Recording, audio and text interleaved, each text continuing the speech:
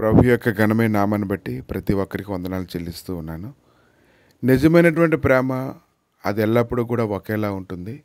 ఏ ప్రయోజనం ఆశించకుండా యథార్థమైన హృదయంతో ఒక వ్యక్తి యొక్క ప్రేమను పొందడం అనేది అది చాలా గొప్ప భాగ్యమని చెప్పాలి.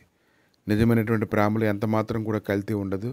అది చివరి వరకు ప్రాణం పోయేటంత వరకు కూడా ఒకేలాగా ఉండడాన్ని అది పొందుకునేటువంటి వ్యక్తి గొప్ప ధన్యుడని చెప్పచ్చు. 1 సమూయేలు 18:1-5 చూసినప్పుడు దావీదు సౌలుతో మాట్లాడుట చాలించినప్పుడు యోనాతాను హృదయము దావీదు హృదయంతో కలిసిపోయిను. యోనాతాను దావీదును తనకు ప్రాణ స్నేహితునిగా భావించుకొని అతను ప్రేమించాను.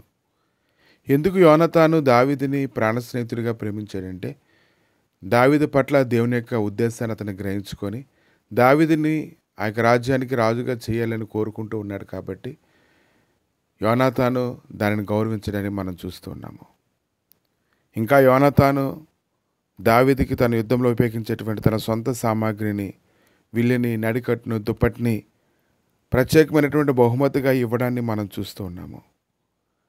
ఎవరైనా సరే తనకు ప్రత్యేకింపబడినటువంటి వస్తువుల్ని ఇంకొక వ్యక్తికి హృదయపూర్వకంగా ఇవ్వగలుగుతున్నారంటే, తమ దగ్గర ఏ ఉన్నప్పటికీ కూడా అది ఇచ్చేసేటంత హృదయాన్ని కలిగి ఉన్నారంటే వారి ప్రేమ ఎంత గొప్పదో చూడండి. నిజమైనటువంటి ప్రేమ అవతలి వ్యక్తి ప్రేమించినా ప్రేమించకపోయినా యువతల వ్యక్తి ప్రేమిస్తూనే ఉంటారు. వారు బ్రతుకు కాలం అంతా వారిని వెంబడిస్తూనే ఉంటారు.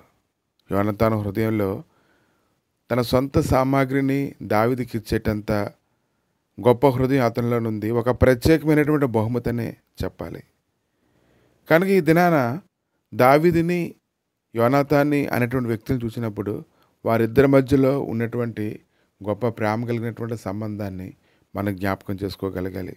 యోనాతానికైతే దావీదుకు ఉన్నటువంటి గొప్ప విశ్వాసాన్ని చూశాడు. ఎందుకంటే యోనాతాను అనేక యుద్ధాలు చేసి ఉండొచ్చు, కానీ దావీదైతే ఇంకా చిన్న వయసులో ఉన్నప్పటికీ కూడా అతడు దేవుని పేరు మీద గొలియాతుని సమీపించి గొలియాతుని ఎదుర్కొని గొలియాతుని జయించడాన్ని అతను ఎంతగానో ఇష్టపడ్డాడు.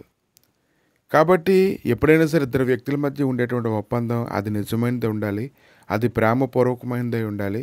జీవితకాలం అంతా ఒకరినొకరు యథార్థమైన హృదయంతో వెంబడించేటువంటి వారుగా ఉండాలి. కాబట్టి ఇంకా దావీదైతే యోనాతానుకు చెందవలసినటువంటి రాజ్యాన్ని దావీదే పరిపాలిస్తాడని యోనాతానుకు తెలుసు.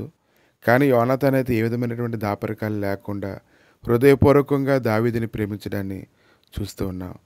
కనుక దావీదు తనకు పోటీ అని యోనాతాను ఆలోచించలేదు, కానీ తన తండ్రి అయినటువంటి సౌలు దావీదు తనకు పోటీగా ఉండకూడదు అనుకున్నాడు. కానీ యోనాతాను అయితే మాత్రం దేవుని యొక్క చిత్తాన్ని నెరవేర్చబడాలని అతడు కోరుకుంటూ ఉన్నాడు. నిజంగా తనకు చెందవలసినటువంటి గొప్ప ఘనత అంతా కూడా దావీదు తీసుకోవడాన్ని యోనాతాను హృదయపూర్వకంగా అంగీకరించడాన్ని మనం చూస్తూ ఉన్నాం. కనుక ఈ దినాన యోనాతాను జీవితంలోని దేవుని కొరకు ఎవరైతే వెంబడిస్తారో, దేవుని ఎవరైతే అత్యధికంగా ప్రేమిస్తారో, దేవుని ఉద్దేశాలని ఎవరైతే నెరవేరుస్తారో వారి పట్ల యోనాతాను సుముఖంగా ఉండడాన్ని మనం చూస్తూ ఉన్నాము. కనుక 1 సమూయేలు 18:3 దావీదు తనకు ప్రాణ స్నేహితుడిని భావించుకొని అతనిని ప్రేమించుచు యోనాతాను అతనితో నిబంధన చేసుకును. అందులో నిజమైనటువంటి ప్రేమ ఎంతో గొప్పదిగా మనం చూస్తూ ఉన్నాము. కనుక ఈ దినాన్ని మనం గ్రహించుకోగలగాలి. యోనాతాను కేవలం దేవుని ఉద్దేశాలని గ్రహించడం వల్ల, దేవుని ఉద్దేశాలకు లోబడడం వల్ల తన తండ్రి అయినటువంటి సౌలు రాజు హృదయంలో ఉండేటువంటి అసూయ కంటే అతని హృదయంలో వచ్చినటువంటి ప్రేమ దావీదుని సురక్షితమైనటువంటి స్థితిలో ఉంచడాన్ని మనం చూస్తూ ఉన్నాం. అందుకే దేవుని ప్రేమించేవారు కనుక ఆయన సంకల్ప చొప్పున పిలువబడిన వారికి మేలు కలుగుటకే సమస్తము సమకూడి జరుగుతాయి. కనుక ఇదేనా దావీదు అయితే దేవుని ఎంతగానో ప్రేమించాడు. దావీదు దేవుని అధికంగా ప్రేమించి అతని ఉద్దేశాలు నెరవేర్చడానికి ఇష్టపడ్డాడు. కాబట్టి యోనాతాను దావీదుని అత్యధికంగా ప్రేమించడాన్ని మనం చూస్తున్నాం. కనుక నీవు ఎప్పుడైతే దేవుని అత్యధికంగా ప్రేమిస్తావో నిన్ను ప్రేమించే వారిని అనేక మందిని సంపాదించుకుంటావు.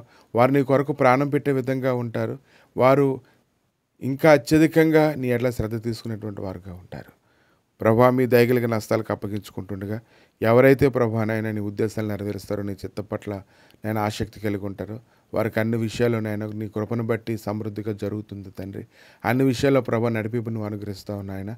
దేవ అలాగే ఉదయకాలాన్ని యోనాతాను చూపినటువంటి ప్రేమ నాయన నీ ఉద్దేశాలను ఎరిగి అవి నెరవేర్చబడడానికి తను త్యాగం చేస్తున్నటువంటి విధానాన్ని బట్టి జ్ఞాపకం చేసుకున్నప్పుడు ప్రభా మమ్మల్ని ప్రేమించేవారిని నాయన దేవా ఇదిగో తండ్రి అనేక మందిని నువ్వు మాకు ఏర్పాటు చేస్తున్నట్లుగా తండ్రి లేఖనాలను బట్టి దేవా మేము చూస్తుండగా తండ్రి ఏదైనా మన నటి రీతిగా ప్రతి ఒక్కరిని ప్రేమించి ప్రభా నాయన నీ గొప్ప దయలో వారు స్థిరపరచబడినట్లుగా సహాయం దయచేసి నీ మహిమతో నింపమని యేసుక్రీస్తు నామములు అడిగి వేడుకుంటున్నాము తండ్రి.